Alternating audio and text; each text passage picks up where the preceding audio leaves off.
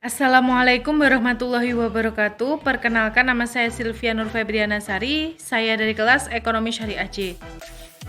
Di sini saya akan memaparkan hasil resum saya dari mata kuliah Perekonomian Internasional pertemuan 9 sampai 11.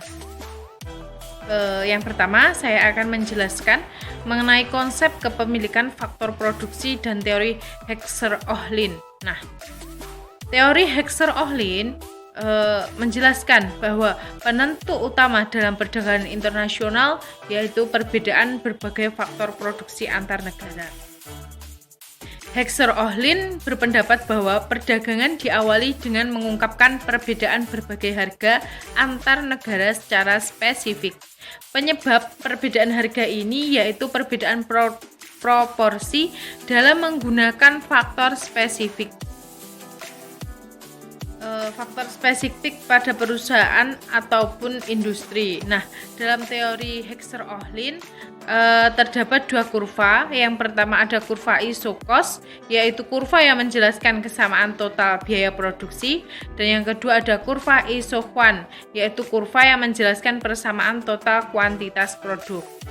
Langsung saja kita lihat pada gambar kurva iso-cost, yaitu jika pada negara A mengeluarkan 100 juta, maka akan mendapatkan 5 mesin atau 20 tenaga kerja. Dan jika mengeluarkan 200 juta, maka akan mendapatkan 10 unit mesin atau 40 tenaga kerja. Dan jika mengeluarkan 300 juta, maka perbandingan kerja ditunjukkan dari 1:4. Nah, ini artinya 1 unit sama nilainya dengan 4 unit tenaga kerja. Sedangkan negara B jika mengeluarkan 100 juta mendapat 20 unit mesin atau setara dengan 10 tenaga kerja. Nah, jika mengeluarkan 200 juta maka akan mendapat 40 unit mesin atau setara dengan 20 tenaga kerja. Dan jika mengeluarkan 300 juta maka akan mendapatkan 60 unit mesin atau setara dengan 30 tenaga kerja. Selanjutnya ada kurva iso-Hwan. Nah, di mana pada negara A berada di dekat sumbu vertikal tenaga kerja. Nah, ini menjelaskan bahwa barang X yang diproduksi bersifat pada tenaga kerja. Karena negara A mempunyai lebih banyak tenaga kerja. Nah, sedangkan negara B berada di dekat sumbu horizontal atau mesin. Nah, ini menjelaskan bahwa barang Y diproduksi bersifat padat modal sebab negara B mempunyai banyak mesin.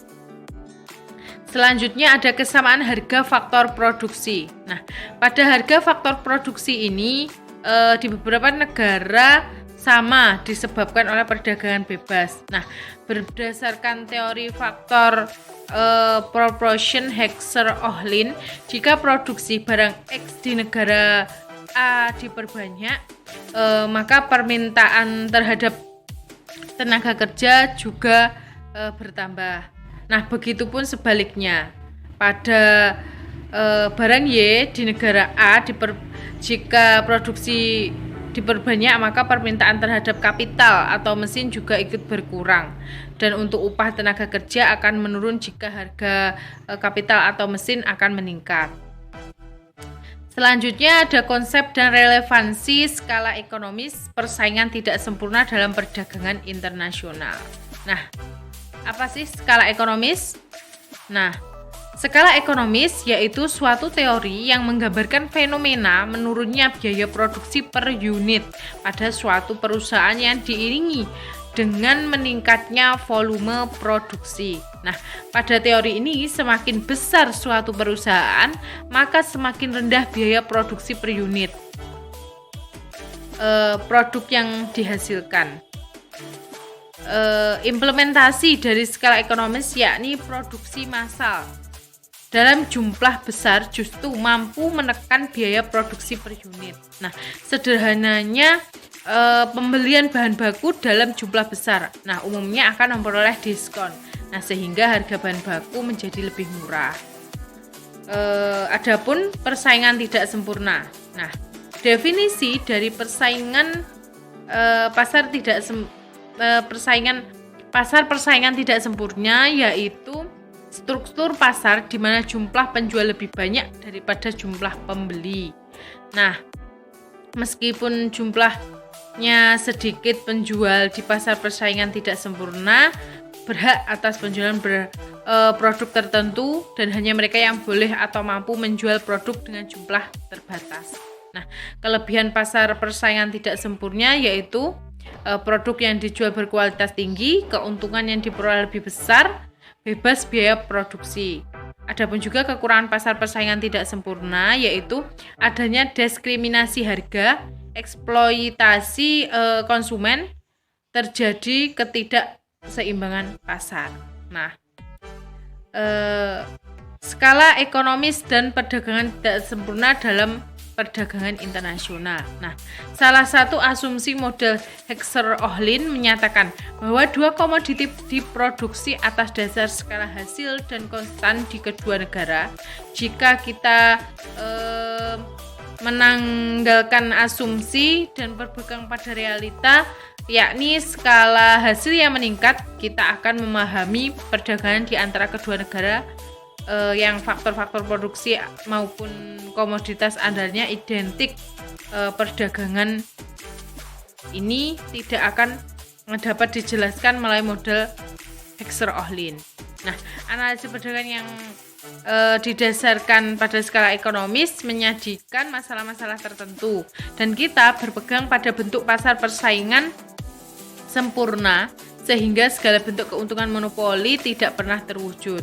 Namun jika prinsip hasil yang terus meningkat itu benar-benar berlaku, maka perusahaan besar biasanya akan berusaha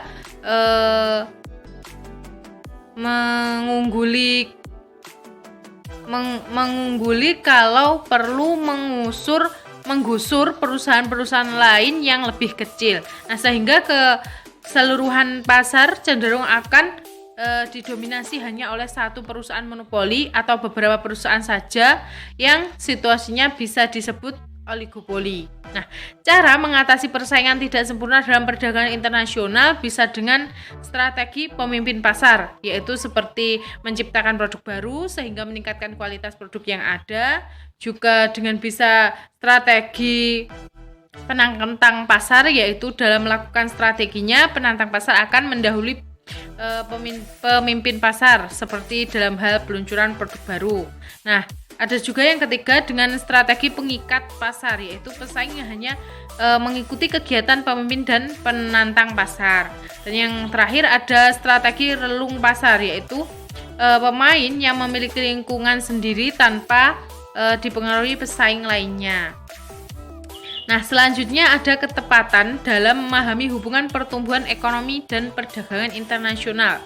Nah, pertumbuhan faktor produksi yaitu faktor produksi dapat didefinisikan sebagai sumber daya yang digunakan dalam produksi barang dan jasa, tenaga kerja, modal, kewirausahaan, sumber daya fisik, serta sumber daya informasi. Nah, faktor produksi yaitu suatu fungsi atau persamaan yang menunjukkan hubungan antara tingkat output dan kombinasi penggunaan input. Nah, perbedaan utama sistem ekonomi terletak pada cara sistem itu mengelola faktor-faktor produksinya.